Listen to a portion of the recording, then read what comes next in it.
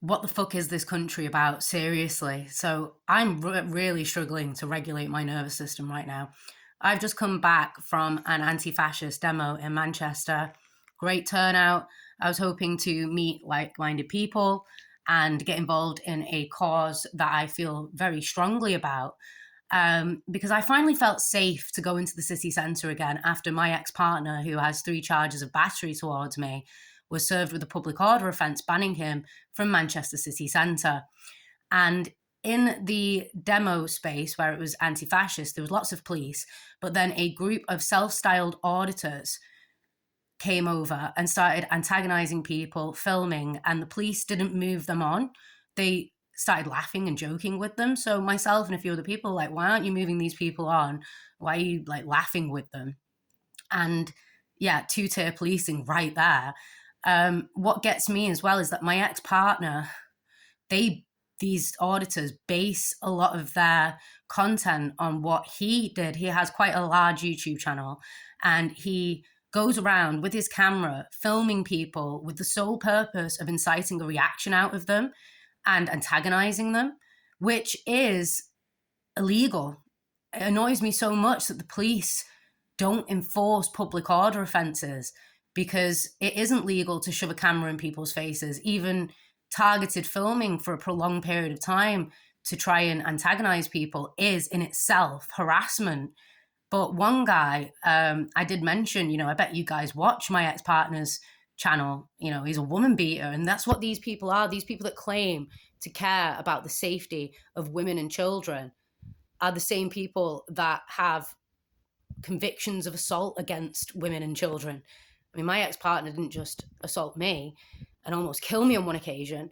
He slapped my then 3-year-old son from a previous relationship in the face. And I've never felt comfortable going to the police, because when he first moved up here, before anybody even knew he lived with me, a guy came knocking on our door saying, "Oh, it's Charlie here. I have something I need to show him."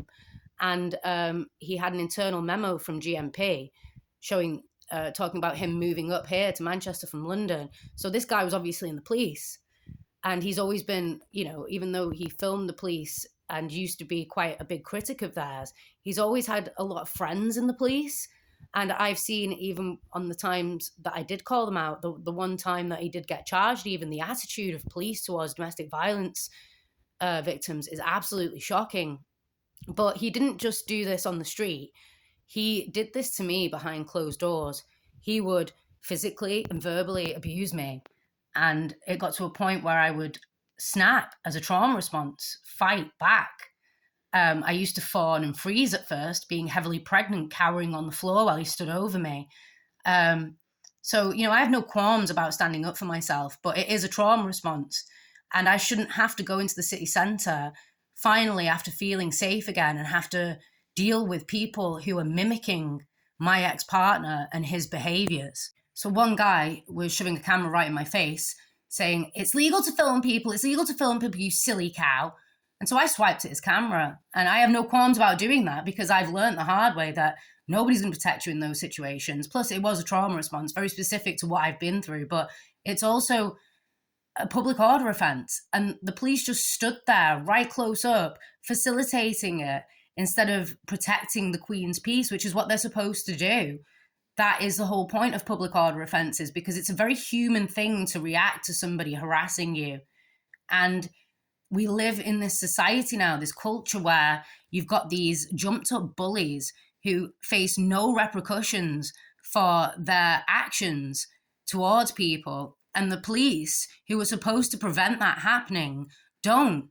They actively allow it.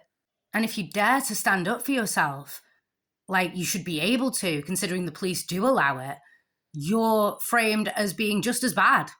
You're framed as being the aggressor. It's the same sort of gaslighting that I have found to be equally as traumatic as the actual abuse itself, because anybody that's been in that kind of a domestic abuse situation where it's not just been physical violence but emotional abuse where gaslighting is involved, the re-traumatization of the institutions and the people that are supposed to protect you that fail to is just as bad. I mean, I'm in therapy still now trying to process that. not just the actual abuse, but the extended abuse from systems, people, institutions that are supposed to protect you, even with the non-molestation order in place now, after countless calls to the police about the ongoing harassment I was experiencing online, having his current, I assume, partner turning up at my door, her family abusing me, sending me harassment. I, just for speaking out about the abuse that I've endured, it is such a backwards society. So I have absolutely no faith in the police. And again, I finally felt safe to go into the city centre, to get involved in the things that I believe in, only for that to happen.